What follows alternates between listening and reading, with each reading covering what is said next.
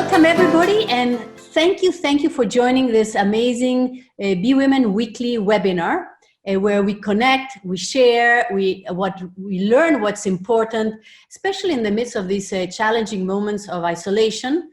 But these moments of isolations are amazing opportunities to reflect and to actually reimagine what we will become after and how we decide to be, personally, professionally, and more importantly, as global citizens. What do we stand for today? You see, I think that this is very important after these moments of isolation. So I'm Laura Koch, founder of Be Women, lawyer in the state of New York and Argentina, and absolutely passionate about the movement of using business and the markets as a force for good. This webinar will last 60 minutes, and then we'll open to a dialogue. And the title is Domestic Violence or Gender Violence, the Pandemic Within the Pandemic. It is a pandemic, the gender violence, for more than thousands of years. So our amazing speakers of today is Laura Somoggi. She is part of the Women Award Program Director of Womanity Foundation. She is an inspiration and really caring about how this matters. And our moderator today is Servane Mouazan, CEO of OGUNTE. And yes, and so just a few seconds more about Be Women. Who are we? We are a global network of women entrepreneurs that seek to balance purpose and profits in the markets towards what we call a caring economy, an economic system where we genuinely care for people and nature as our top priority, where our values, respect, dignity, collaboration are our driving force. A few seconds more, Servane, about the Be Women Empowering Move, because I want you all in the call to feel energized, because we need to really create connections in a deep way. So I would like everybody to put your shoulders back, your chin up, make your eyes twinkle with joy and determination, and with a super wide smile that illuminates everybody around you. With this super smile, Servane, the line is all yours. Thank you for this, your time. Thank you. Thanks for that fantastic introduction. So we have a smile on our face, and at the same time, we know that this topic is a very difficult topic. It's a sensitive subject. So we understand if some of you, want to retract and leave the session if it's too much. We won't be offended if that's the case. No problem at all. The recording will be available soon as well, so you'll be able to come back to it in your own time if you need to. So indeed, for those who are suffering or who have suffered this abuse in the past, the first narrative to change sometimes it's very often our own narrative and how it's unfolding in our mind. And then we need to change the stories we tell or don't tell others. And finally, we need to change the narrative of how society discusses it, the words that are used, the stats that we use, and how we frame the issues and the impact of it all. So this is what this session is going to be focusing on. And I'm really pleased to have to co-host this session with Laura and host another Laura for this. So Laura Somoggi from the Womanity Foundation. Laura will tell us about the overall work of Womanity, just to give you a little bit of context, and what she specifically focuses on as a director of the Womanity Award. It's very close to my heart because I was used to be in her position before she took over from me. So Laura, thank you for being here with us today. And I'm going to put the slides up so you'll be in your element, branded, and then people can see everything that you share with us. But also we'll be sharing these documents, don't we, after the session? Yeah. Don't feel obliged to screenshot everything. Don't worry yourselves, you'll have all the material. Yeah. Thank you, and tell us who you are. Okay, so first of all, I want to thank Laura from Be Women for the invitation and for Servane. It's great. I'm kind of feeling at home here, literally at home, but at home, being with like-minded women. So thank you so much for the opportunity. And so let me tell you a little bit about who I am, so you know from whom you're listening, and the work I do, before we deep dive on some of the questions we prepared to share with you, some of the information, knowledge, thoughts. Hopefully you'll be inspiring, informative. So I am Brazilian originally, but I've been based in London since 2005. So it's going to be almost 15 years later in the year. I was a journalist in Brazil for 10 years, a business journalist, and I moved to London because I wanted to change careers. So I came here, did a master's, and then I joined the private sector. So I do have a background in business. So I work for Unilever, a big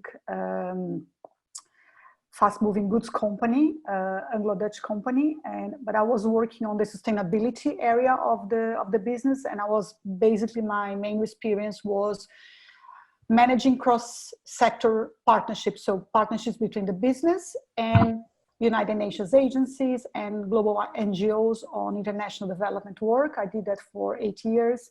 And my last year in Unilever was leading the Women Economic Empowerment agenda. So basically trying to put the business behind the agenda and understand the need of putting gender equality and women empowerment at the center of the business. Then I left Unilever, did some independent consultancy work, and then I joined Womanity in 2017 to lead the program called the Womanity Award for Prevention of Violence Against Women and Girls. For those who missed the beginning, Servane used to do that, so I came after Servane. It was a nice person to meet and nice work to continue. So who is Womanity? Womanity is a private foundation from Switzerland. It was founded by a man, by an entrepreneur, a sex entrepreneur. And Womanity does different types of programs, all related to advancing women's rights and gender equality. So we have work related to media, how to use media to challenge gender stereotypes, focusing mostly in the Middle East and North Africa. So we are, for instance, co-founders of a radio station in the Palestine territories called Radio Nisa, who is led by women and focusing the program on women, women's issues. We also have work in education and coding training for girls, schoolgirls in Afghanistan, in Kabul, very challenging environment. And we have work, so this work is more like led by Womanity with partners, and we have 2 other programs that are Womanity supporting other women's organizations. One is called Women Change Makers, where we focus work on capacity building and institutional development of entrepreneurs in Brazil and India, and organizations that are focusing their products and services on also driving gender equality. And last but not least is the work on prevention of violence against women, which is the Womanity Award. And just to give, again, a brief overview what the award is about. So the award, sometimes I feel the name award is a bit misleading. It's more like a partnership. It's not only giving a prize, but we do every 2 to 3 years to select a pair of organizations that we work together to replicate and adapt a program that has been successful in 1 or more countries to a different country. So the core of the program is to work on partnerships, on networking, on building those networks with organizations working in different countries, and basically adapting something that has been given good results in one country in a different country. So, and it's a lot about really understanding the local context, the local culture, the social norms, the gender norms, and this is going to be very relevant for what we're going to be talking here today. So really understanding how gender issues manifest in a specific place, and understanding that before starting to create a program there. And in each cycle of the award, we focus on a different element related to prevention of violence. So it could be engaging men and boys, could be how to tackle online violence, how to create safe cities for women. So there are lots of different ways you can kind of address violence against women or address the issues. So the award, we are trying to learn from different ways of working around it. And a lot of my learnings come exactly because we're doing that in different ways. So I don't know, Servane, if you have any questions or you want any clarification on that. people want to park their question on the chat, if you can, and then we'll be taking them. Most of them will be most probably covered as Laura continues talking. And if it's not, then we'll address each of these questions that haven't been addressed, right? Yeah. So you talk about the learning. It's a learning award. You talk about the awards being focusing on different angles of how to approach violence against women and online and masculinities, etc. What is these the top 5 elements that you've gathered, that you've collected about violence against women through the Womanity Award? What top 5 that really stand out? Top 5 elements that really stand out? Top 5 approaches? Well, I think for me, one of the key learnings, which for me it's like underlines everything else, is an understanding that violence against women is an endemic, a pandemic problem. It happens everywhere.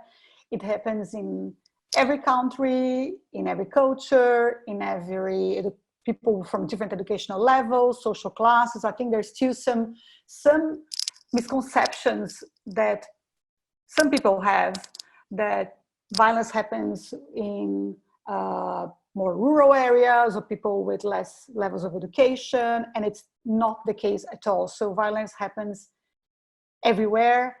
The kind of more traditional statistics that whatever you read about violence will say that 1 in 3 women in the world will experiment violence in their lifetime. So this is 32% of women in the world. So it really cross-cut different cultures, different classes, etc. So I think for me that's very important, because I think there's still some misconception that, and there are differences, of course, but the difference doesn't make it the problem specific to specific countries or cultures.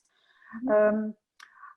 And again, leading to that is the importance to understand the cultural context. And as I said in the beginning, I think one of the key elements of the award and the success of the award is really understanding that violence can manifest itself in different ways, and there are different stakeholders that may need to be engaged when you're trying to address issues in different places. So you can't just get one program and copy and paste across different countries. You really need to have a deep understanding, understand who are the levers of change in each context, and taking the time to understand it before you try to address. So I think that it is a global problem, but it has cultural context that needs to be understood. I think the other one, which came from the first cycle of the award, is the need to engage men in the conversation. I mean, it's going to be impossible to solve this problem if men are not engaged, if toxic masculinity is not addressed. Like, so violence against women, and we're talking about like very binary here in men and women. There is violence against all genders, but talking about men and women more specifically here, in most of the cases, men are the perpetrators, and there's a lot about the way men are educated, the way they deal with their emotions. So I think there's a lot that change that needs to happen with men as well. And so that's why I think we're not going to be able to have sustainable change if men are not engaged. I think the other one is, and it's related to a program we're doing, have done in Mexico on how to tackle online violence against women. It's like online and offline violence are not separate. They are part of a continuum. So on the one hand, if you suffer online harassment, this probably will affect your life outside, like offline life. You're gonna feel anxiety, you feel fear. So it's gonna affect you emotionally. And as a result, many women may decide not to play some roles that they would like to play because of that. So we see a lot of with politicians or public facing women that are harassed online, and they may decide to change things they wanted to do offline because of the online violence. With the pandemic, for instance, now with COVID, we have more people using internet because of home working, homeschooling, etc. And you may have people having, or women in this case, feeling afraid of accessing those or doing that work because of online harassment, or not even looking for services that they might need because of online harassment. So there is it is a continuum.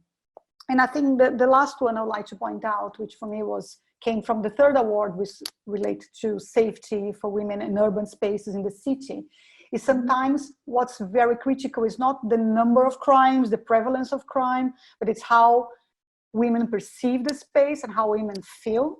So there is one, it's an interesting statistic. Like you can have a situation where we had, for instance, one rape in a neighborhood, which from a statistics perspective could be very little compared to other parts of the city. But this one case could make 100% of the women in that space feel unsafe, and make 100% of the women choose not to leave the house or choose to change their routines because of that. So it's not only about the incidence of crime, but it's how these affects the way women feel and perceive their safety.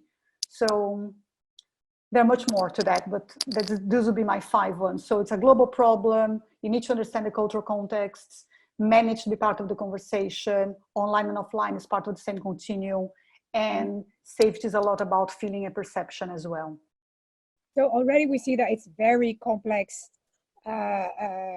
things to address, let alone to being submitted to. But when you want to help change the situation, you really need to do a lot of homework there. Okay, so just to be clear, how would you define in that case the domestic violence, and knowing that there's going to be a lot of complexity around here as well? Yeah, I think, and if you want to go to the first slide, I think it's just to be clear, none of those slides are related to Womanity work. I put the sources there. There's a lot, of course, many organizations doing a lot of research and work in this area. So I use some of the information that I think it's more relevant to today.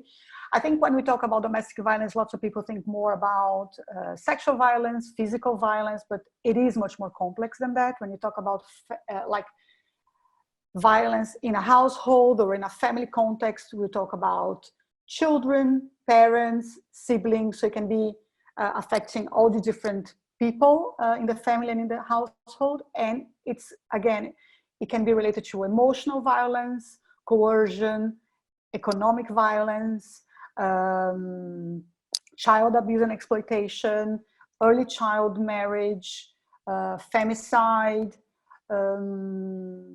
marital rape, so having sex without consent, which in many cultures is accepted as something fine, but it's considered violence. So I think this slide, I don't know if it's very, very clear, but there's a lot of different manifestations of domestic violence. And I think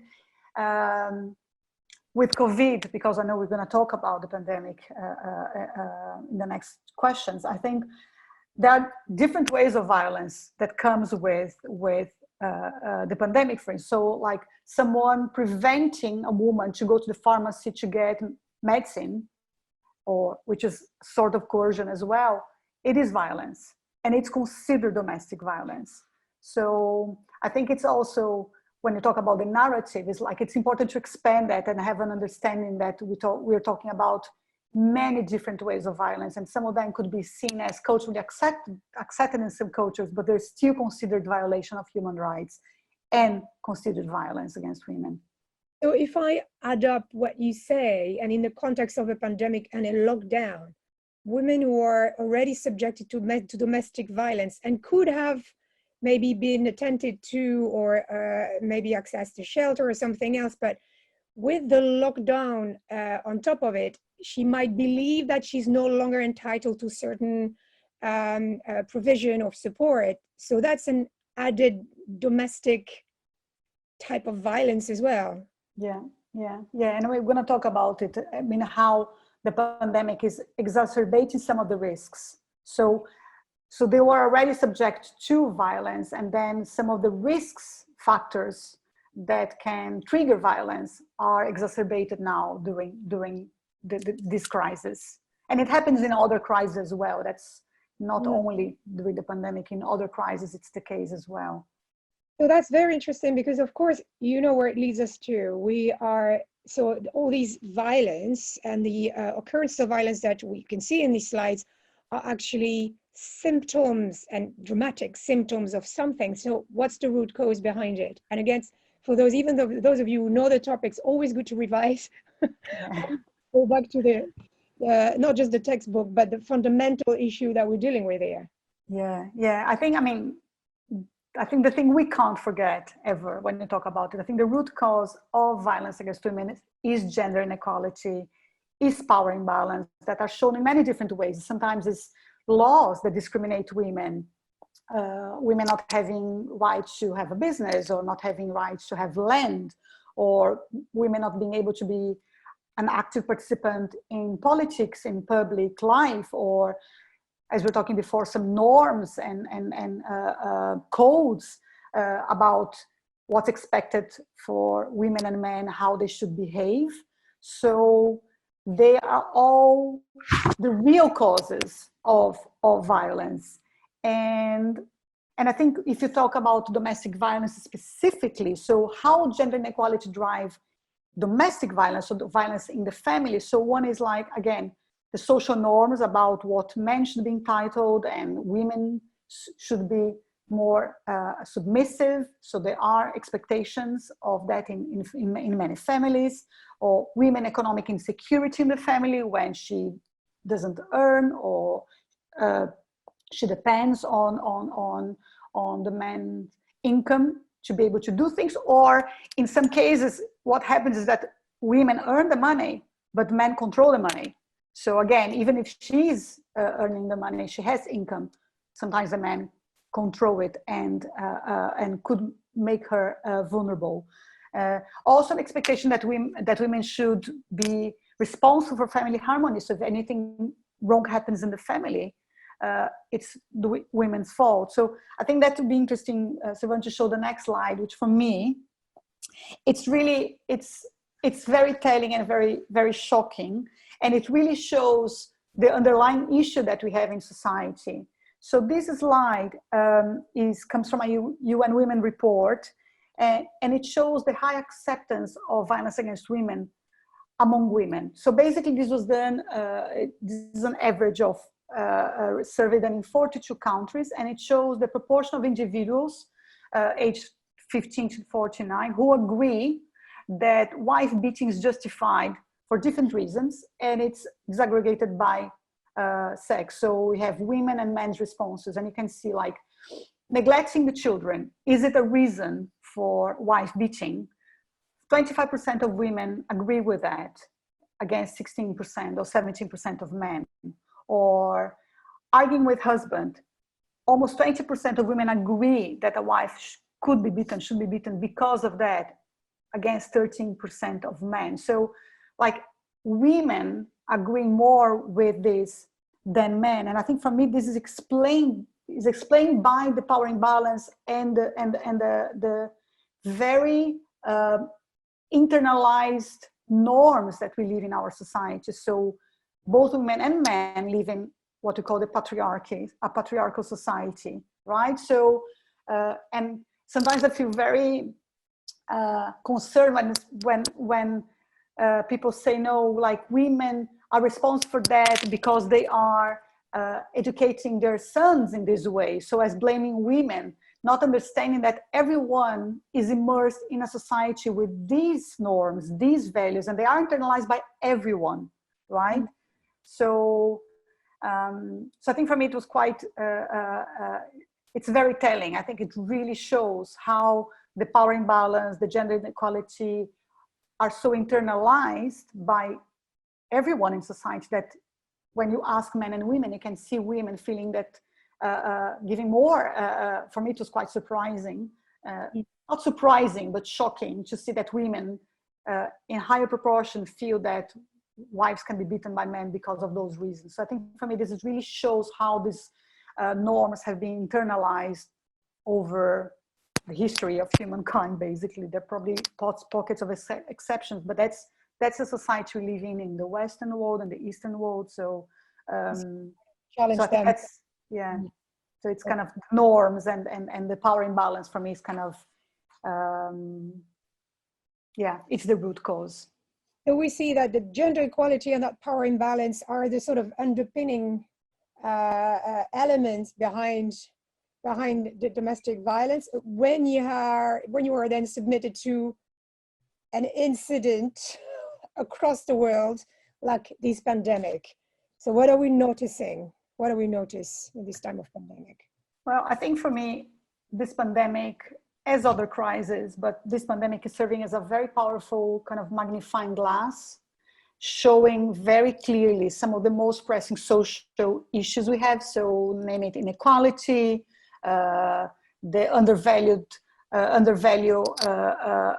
that care work has. So like suddenly society realized that care workers are the most important people in society. They are carrying society over their shoulders.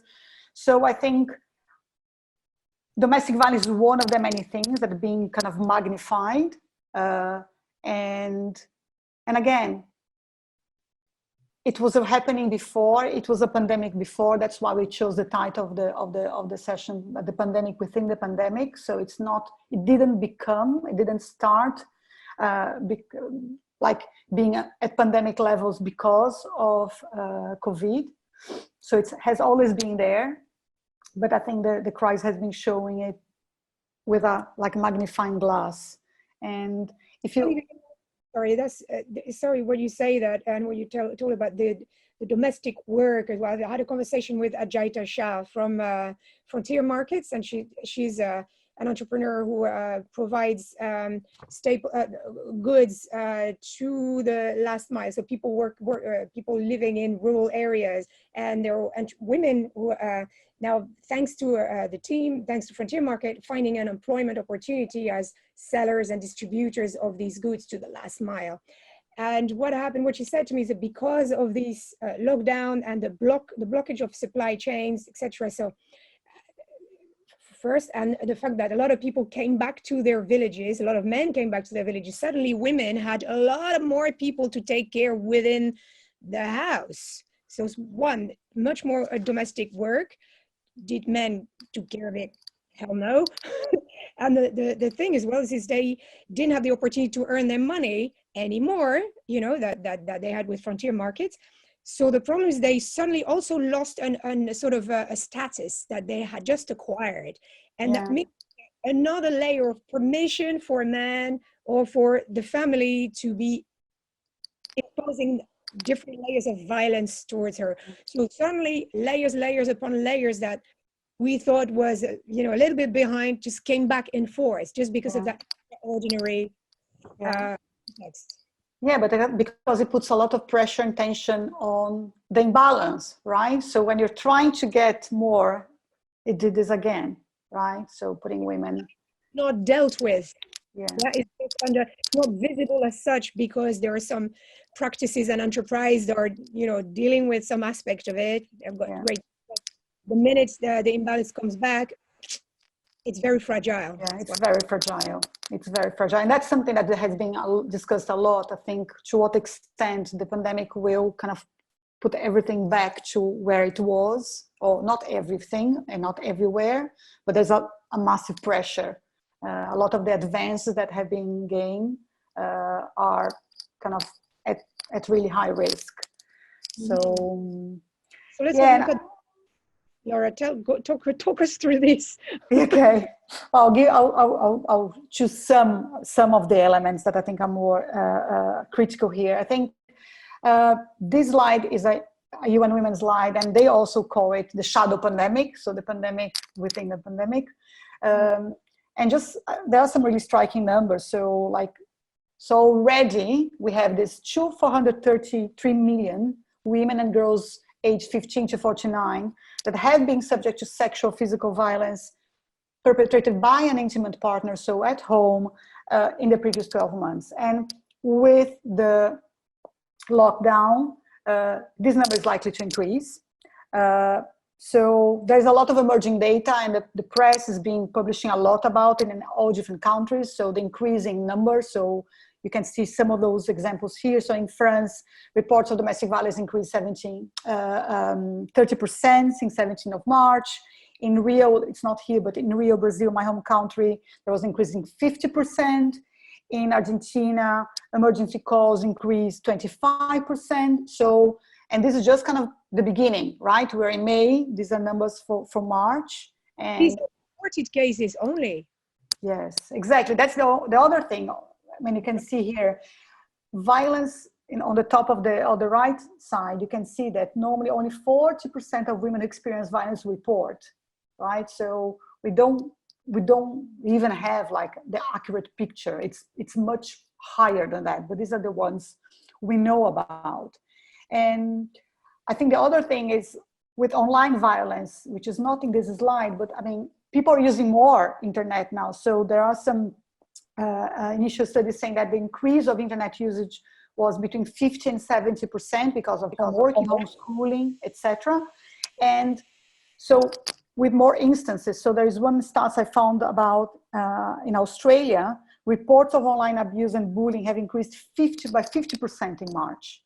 So I know we're talking a lot about domestic violence, but again, remember that offline, online is a continuum. I mean, there is an increase in online violence. So women are more present online, they are being more harassed online. So if you go to the next slide, I think it's an interesting one. It's like, why the increase? And we're talking a little bit about it before, about the kind of the gender inequality, the power imbalance. But I think there is a very dangerous combination here. We have on one hand, higher risk factors, and on the other hand, limitation to access to help. So women are trapped between more threat, more risk, and less way out, right? So this is a study done by UN Human Trust Fund to End Violence Against Women. They interviewed 140 organizations they support in 90 countries just recently, like it was published, I think last week or the week before. And here you can see some examples like of the links, right? So food shortage and lockdown. So this increased tension in the household. And then you combine that with toxic masculinity of men not being able to manage their anger. And then what happens? More violence against women. Or school closure and lockdown, and more girls being subject to sexual harassment. And then on the other side, like of public transport. So women cannot look for support. They cannot go to a shelter if they need, or they can't go to a hospital.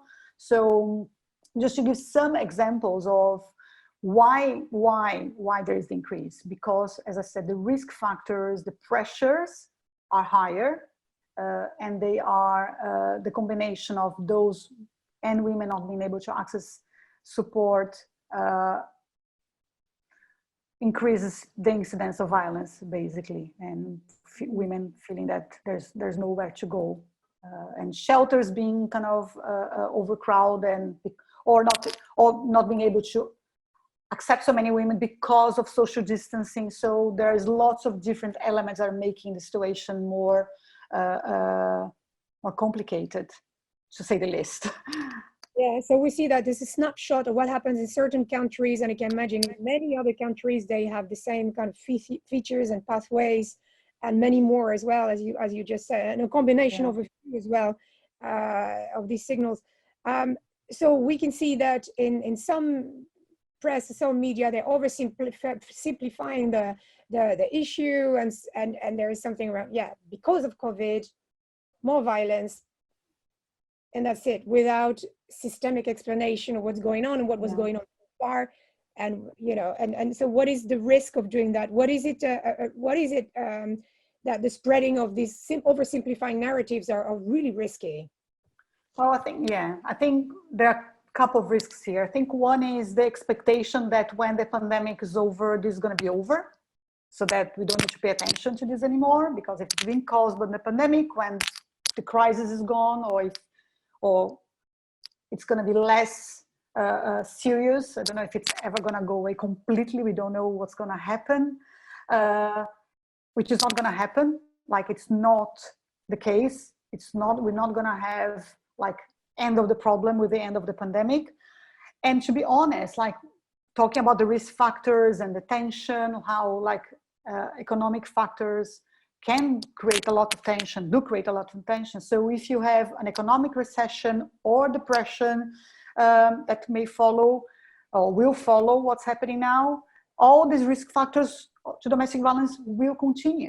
right? And you're going to have less money going to social support, to governments who have less money to give to charities that are giving support to these women. So I think it's in all different angles. The problem is going to continue. It may get worse. And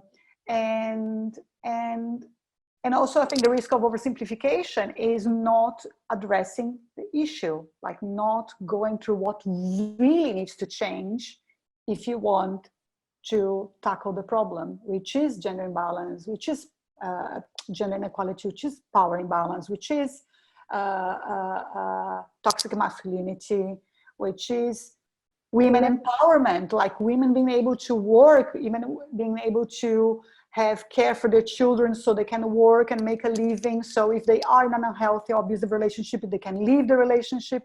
So this is all linked. This is all, as you, Servane, you put it's a systemic issue, and you can't just find like one cause and just, it's easy to say now because of COVID we are seeing all of that.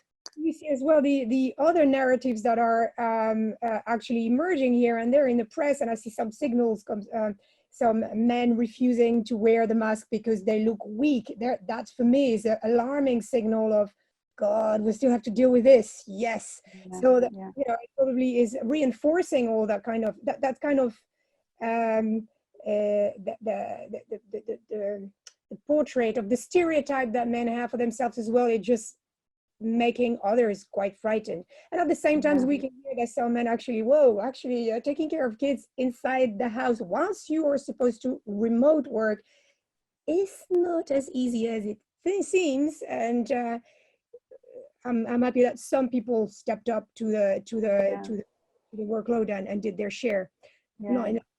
I think that's a very interesting point. It's a whole other conversation. We can have a whole webinar about that. I think it's the other kind of magnifying glass effect on unpaid care work, on like men staying at home now realizing how much work happens.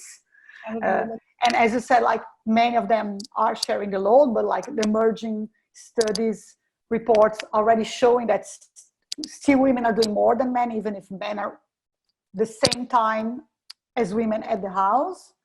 But on the other hand, it's quite interesting because if you see more men doing it and then their children and then boys seeing their fathers doing more, maybe this will help to also change some of the stereotypes that women do housework and men don't. So I think that there could be really good consequences of that. Hopefully, yeah. But, yeah. That just reminds me of another narrative that goes around alcohol.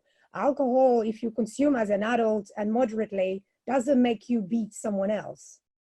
But if I've got a mental health issue or a violence issue, or if you are not coping with stress well, then consuming alcohol might be a risk.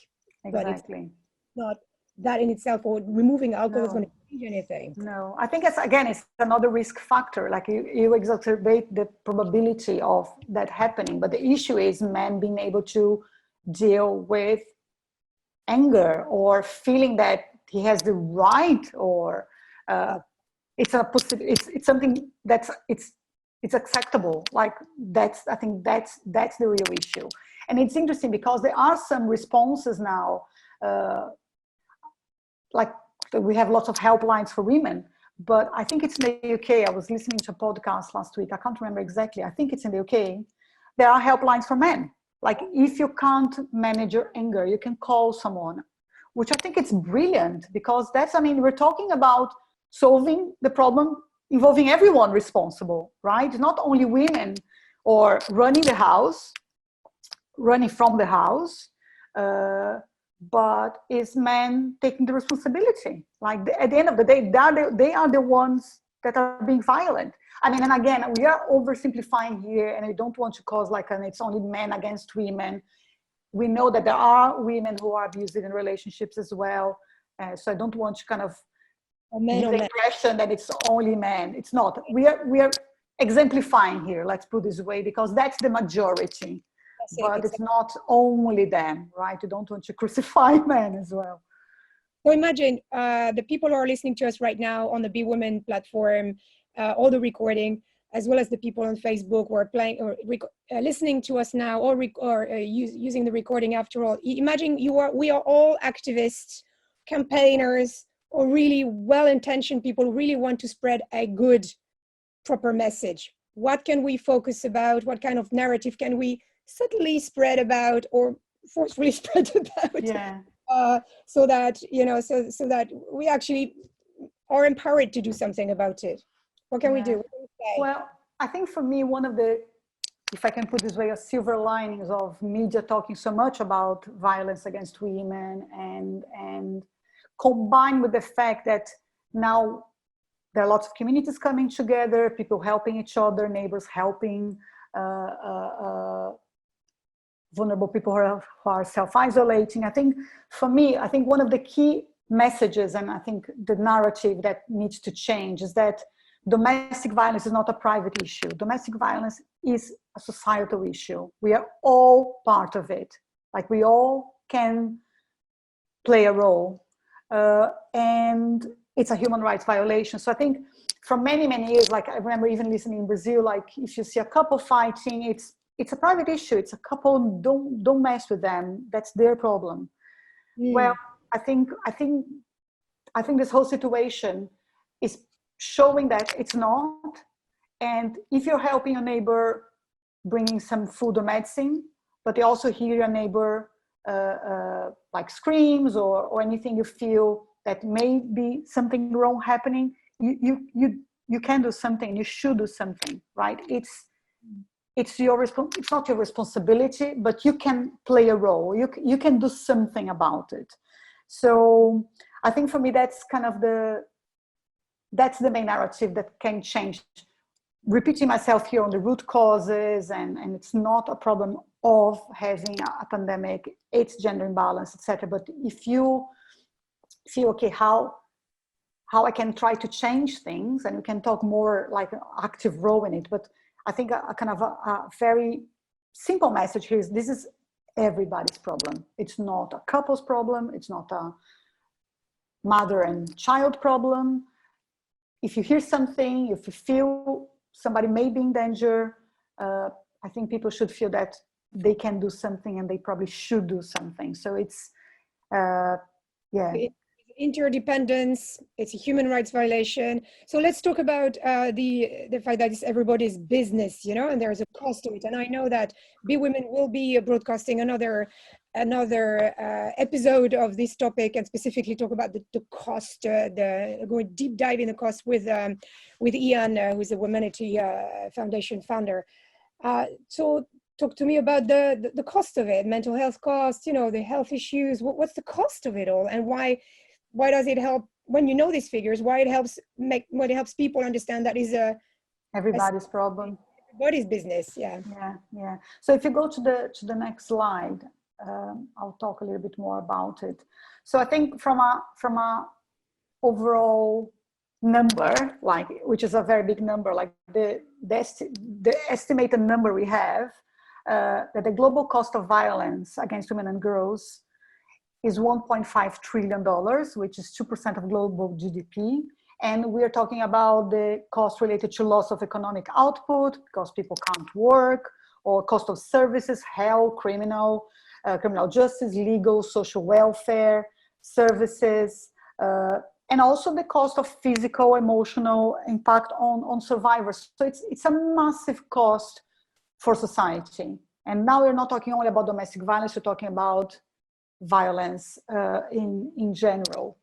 And violence online, violence outside the house. Yes, yeah. Again. So we're talking about public, private, social. So we're not talking only about domestic violence, talking about this cost. So for instance, in the UK, the cost of domestic violence on the economy is around £1.9 billion, and is related to injuries, decreased productivity, increased absenteeism, and we will talk a little bit more in a minute. So this number is about violence in general. If you think about the cost for business, and we're talking with women entrepreneurs here, so there is a massive cost as well. So there is today's estimate that 2 out of 10 full-time female employees are currently victims of domestic violence. And as I said before, what are the impact on it? So women have less productivity, or they may be absent, or they may be late, or we have presenteeism. So when women are at the office or working from home now, but they are not able to be productive. So yeah, there is a massive cost for women, of course, first and foremost, but for the business as well. So just to give some other numbers to illustrate. So in Peru, for instance, in Latin America, an estimated 70 million working days, 70 million working days are lost due to violence against women. So we have an annual loss of $6.7 billion. We're talking about one country, right? This is crazy. Imagine what you could do with all this money somewhere else. Yeah? Yeah. Not talking about like the emotional loss and the kind of the trauma and the longer term for the survivors. So for instance, in the US, another number that I was really shocked when I read, 83% of respondents of a survey, people who had experienced domestic violence, said that their abusive partners had disrupted their work, right? So they were not able to look for a job, to go to work, lost a promotion opportunity. So it's a massive, massive, massive impact on women right to have a career, to progress, to be economically empowered. So I think it's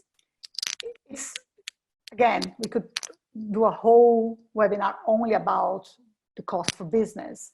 And I think it's important to say that it's about violence. It's about I'm kind of mixing here violence in general and domestic violence. Of course, we have the whole issue about sexual harassment and violence at the workplace. So so I think there's, again, talking about domestic violence, there is a very, very high cost of domestic violence to business. But if you think about violence in general and what happens in the workplace, yeah, that's where we get to adds up to the 1.5 trillion. So if we just take a sort of a small case study of, imagine you go to work, yourself might be that position or someone else. There's a pattern here of you maybe want to keep a roof over your head, or you may want to keep your job over your head. So that need makes you also reframe the abuse you're submitted to and say, well, that's okay because I can still do this or that. Or I can still function, and if I still get some sort of income, then I can pay for the food, and then I can maybe tame my spouse at home, which will then not beat me anymore, or whatever.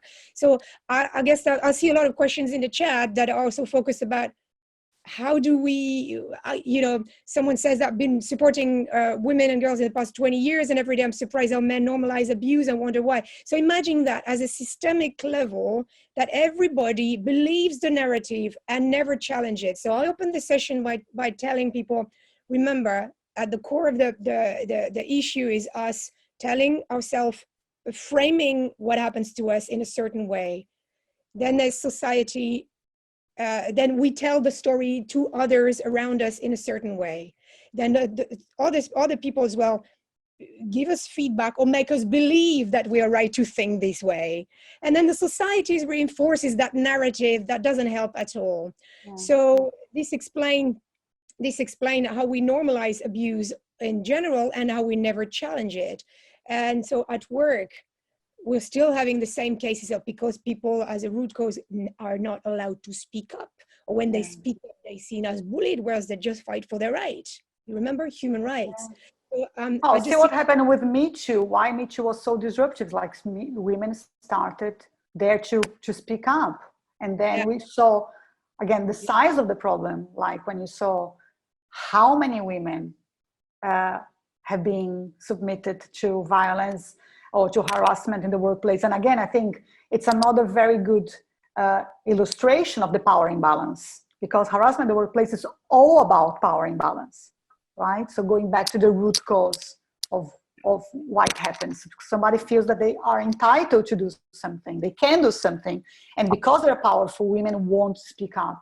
And that's why Me Too was so big, because then suddenly women started to speak up, right? Yeah. So I can hear that we got a lot of qualitative input here.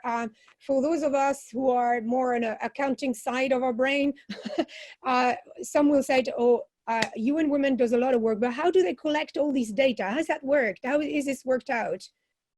Because people want to be sure that when they put a number out on LinkedIn or what have you, or in conversation, they need to bring the evidence. And you know, Laura, that your job is all about evidence. Well, so how I mean, data I mean, and what is there is so many people working in this field. So we have like the women's rights organizations, we have the UNs, we have government, civil society. So I think there has been a lot of data. And again, we can rely on the data we have. I mean, underreporting, we talked about that before. I mean, we don't even know if these numbers represent the full reality. But, and even with COVID now and gender, the amount of reports and evidence that are being gathered so quickly. And I mean, they are very careful to say this is emergent data, because of course we're in the middle of it. So we don't know the full kind of picture yet. But I think this is a lot being done through services, provisions. So for instance, the slide I showed before about the risk factors has been a direct survey with 140 organizations in 90 countries telling what's happening on the ground. So when you talk about businesses, they're having surveys with specific businesses, asking specific questions about, of course, most of them are anonymous. Women don't want to put themselves at risk by answering surveys, or even like trying to get from responses like shelters, how many women, increase of women looking for shelter. So these numbers came from lots of different places, and people who are kind of on the ground responding to it, they are the ones who can really, they have the kind of the hand on the pulse and know what's going on. But again, it's very difficult to have a very accurate figure because, as I said before, not everything is reported, not everybody speaks up. So these are probably...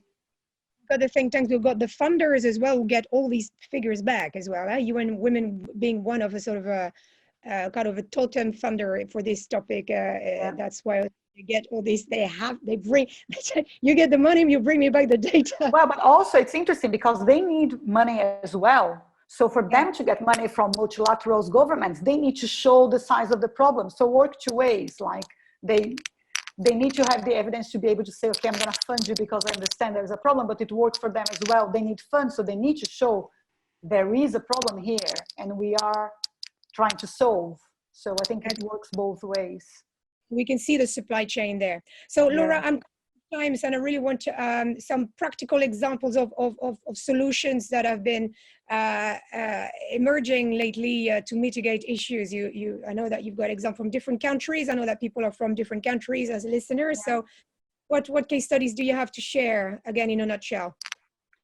I picked up like 3 examples that I found quite interesting, and they are related to what's happening now with COVID. So one of them is in Italy, talking about, like we're talking about the perpetrators and toxic masculinities and who should be taking the responsibility. So in Italy, some prosecutors decided that if there is a case of domestic violence, instead of the women and children having to leave the house for shelter, the abuser needs to leave the house.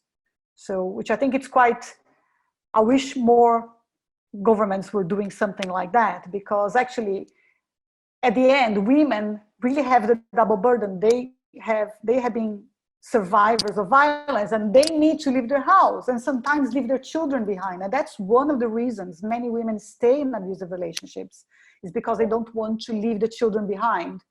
So if the abuser leaves the house, it's at least these issues is not there anymore. The other thing, like, for instance, in organizations we support directly at Womanity, so this is from organizations I've been dealing with directly, in Brazil and Lebanon, for instance, one of the responses that the organizations are having to provide food parcels, because if families don't have food, as we saw on the risk factors, it increased the tension that could lead to domestic violence. So providing food, which people may think, okay, this has nothing to do with violence. Well, there is. So because we're really trying to eliminate one of the risk factors for increase of domestic violence. The other one is a lot about, the other one is a lot about, sorry, Stephen? It's fine, go. Okay. The other one is about online. So again, because more women are having access online, is providing online support. So there's one organization support in South Africa. They are expanding. They have like a artificial intelligence a bot that responds and gives information to women who are suffering from violence, and helping them to find services close to where they are, or understanding about their legal rights. And this is something that's been happening we have other services like that. There's an organization called Shine that does that as well. So there are other organizations that do that, but this is something that's being expanded now at the moment in South Africa specifically. So, well, there's many, many more examples, but just to focus on these three. Fantastic. So all the details will be put in that PDF and shared to the participants. And lastly, how can the business community join force with specialist agencies to combat domestic violence? And what will be the impact on business if they do so? Sorry to throw that at you at the last minute. That's fine. I think for me, it's like, when I was looking at what we can do, anyone, business, non-business, but there's something specific about business as well. But I think we need to think about ourselves like as whole persons, and we have lots of different hats. So how we can do something with the different hats and the different roles we play. So as a businesswoman, you can help your managers, your co-workers to try to detect and act if you know that, or if you suspect there's someone being a victim of violence, a survivor of violence. Now that people are working from home, if there are ways of creating channels for people to be able to talk, or at least provide information about services that they can access, depending where the business is based. So I think it's really to give them the information they may need, and on the other hand, keep paying them if you can, so they have the money and alleviate some of the tension, which are the risk factors for them being abused at home. So I think for me, it would be this kind of give information, try to detect, but also try from if you can, and depending on how, like, different governments are providing different systems and supports, and some countries may be easier than others, but as much as you can, keep paying or part of the payment, so they are not in such a vulnerable state economically. I think as a citizen, I think we can check organizations in our community that are working to respond to violence. So you can do that via donations, via volunteering. So there are lots of ways, and I think the organizations are always in need for some type of support. So if it's not money, it's raising awareness, it's sharing about their services, using social media. There are very simple ways that can really help. Professional business people, maybe these voluntary organizations sometimes need some hands on deck for operations, strategy, structure, fundraising, things that we all know best, actually, and so there are intermediary organizations that can dispatch, but basically use your local council or district might know about these organizations. So as business, you come forward, you say, hey, I've got X amount of hours, and I can operational or technical assistance, and if I can do a donation, that's great. But you can also give your time as a professional entrepreneur. Totally. And this can make such a difference. I think as a friend, as a relative, as a neighbor, again, making clear to people around you that you were there to support them, and also try to detect if friend, a neighbor, a relative can be in a situation of danger. And I think last but not least, if you are suffering from it, first of all, don't blame yourself, and do seek help. So I think we need to look at all the different, like all the different persons we are. Like we are a mother, or you can be a mother, or you can be a sister, you can be a daughter, you can be a friend, you can be the boss, you can be someone who has, as Servane said, skills to share. So I think there are several different ways to help others, and more than anything, to help yourself if you feel that you are in a situation of risk or of danger. And to answer as well, someone who asked a question as well, talking about the post-traumatic stress disorder, it might be that you've suffered DV in the past, and that suddenly all these kind of stories are making you very sensitive to and very at risk of having a PTSD maybe episode. So yeah, not over until it's over, and it's never really over, sadly, but it's seeking help, even if that episode in your life happened a long time ago. Past, yeah. And to mind that, you know, of course, you know that, but really do seek help around that as well.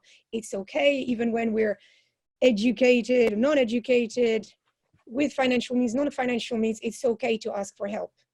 Definitely. And I think there's no reason why not. And I think it could be triggered by all the news around domestic violence, but could be triggered just by the times we are. It's very uncertain. People are anxious. People don't know what's going to happen. People are doing homeschooling, work.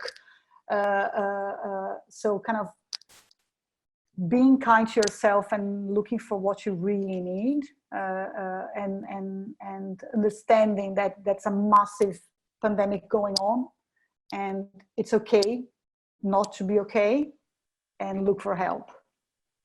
So I think we're talking about domestic violence here, but now I'm talking like more in general. Like it's, I mean, there is a massive mental health risk here for everyone. So I think it's very important to understand that and seek for help if you need.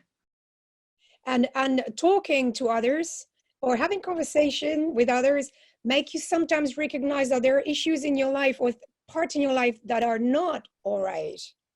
So conversations, maybe you're not seeking help particularly, but engaging with others, engaging in other topic, make you reflect on your own life and say, hey, by the way, what I'm going through is not okay.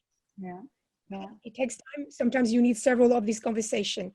So I know that it's my screen is suddenly very changing all over the place. So I think there's a sort of an alarm bell for a change of format here. So if you have any more questions, I think the recording is going to stop or has stopped.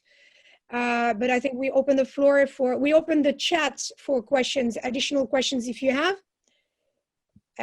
If you have any more questions, please do write in the chat.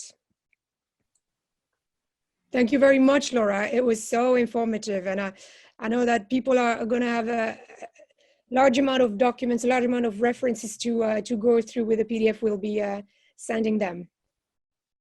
So in the meantime, I've double checked the chat, and I've seen that all the questions have been handled to a certain extent.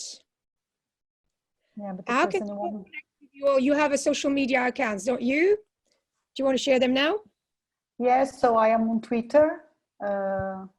Womanity. Somoggi. It's forum. There's two. That's at Womanity and at Laura Somoggi.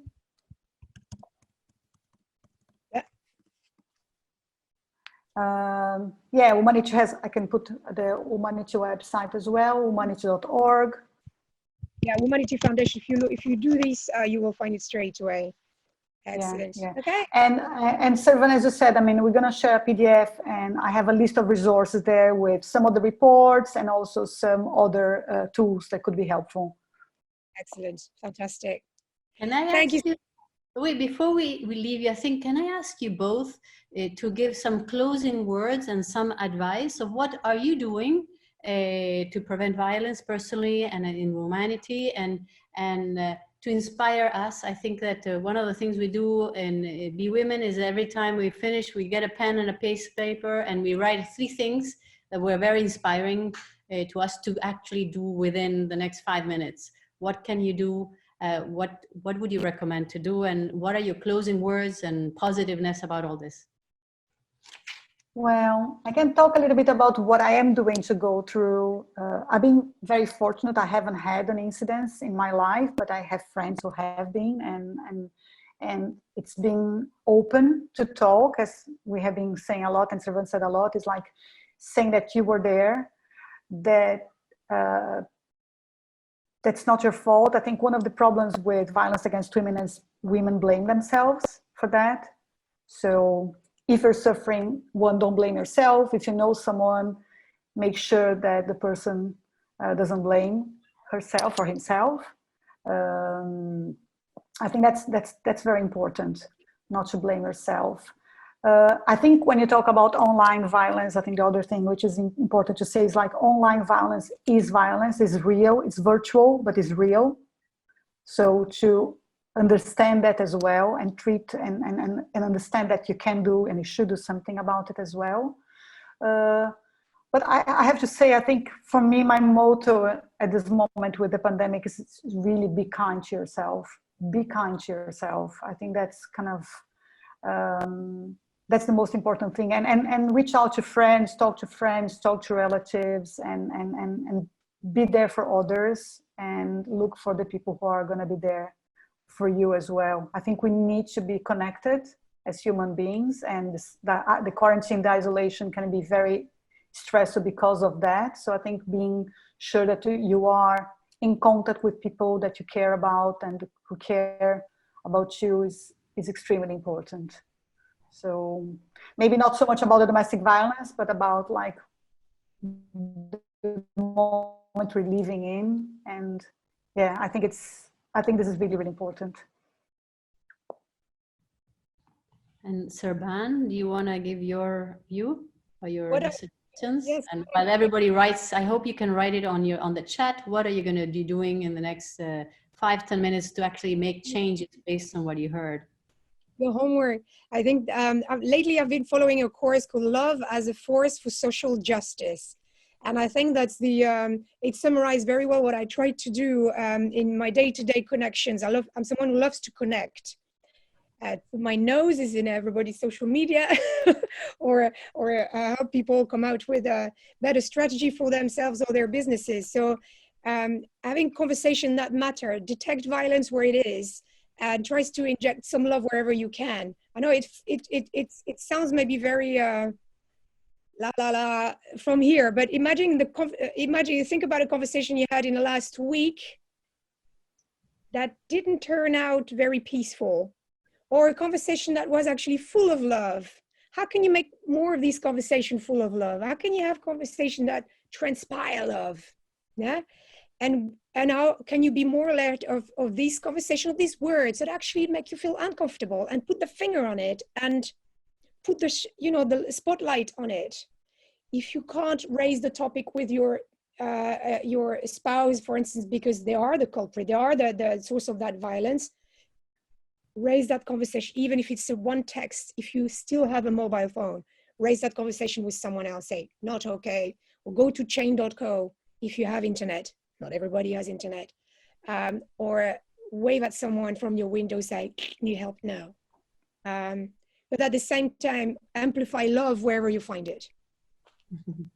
Well, thank you. That is fantastic. I mean, that's really inspiring, both of you, Laura and Servane. Really amazing. And there's so much work to do. 1/3 of our world, of the women in the world are experiencing violence. So on this note, I would like just to close the recording and everything, but I would just want to mention that there's a lot of weekly webinars of Be Women that are really very, very interesting. That and the next one that could be of interest to all of you online is the one on by Oxfam about the unpaid and paid work, as well as the one on the 23rd of June by Jan Borstad on the cost of global domestic violence.